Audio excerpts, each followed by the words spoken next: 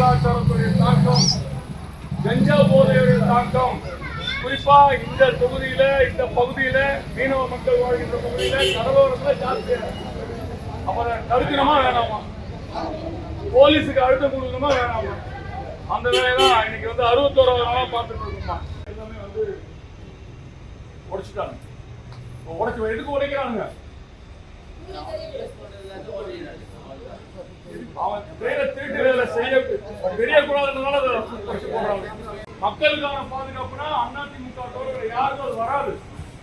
இன்னைக்கு ஸ்கூல் வாசல்ல Cool Lip சாக்லேட்டும் ஸ்டிக்கரும், college வாசல்ல கஞ்சா பொட்டலமும் ஈஸியா கிடைக்குது. தடுக்கிறதுக்கான முயற்சி எடுக்கணுமா வேண்டாமாமா? அதாவது நான் உங்களுக்கு ஆத்மார்த்தமா கேட்கிறேமா, திருப்பியும் சொல்றேன், கடுமையான இலக்குல இருக்கும். இன்னும் ஒரு 6 மாதம் போச்சுன்னா நம்ம யாருக்கும் ஒருத்தரோட பாதுகாப்பு இருக்காது. முஸ்லிம் சகோதரிகள் உங்களுக்கு இவங்க பாதுகாப்பு, இவங்களுக்கு நீங்க பாதுகாப்பு, நம்ம எல்லாம் மனித நேயத்தோட இருப்போம். இன்ஷா அல்லாஹ் அதுதான் உண்மை.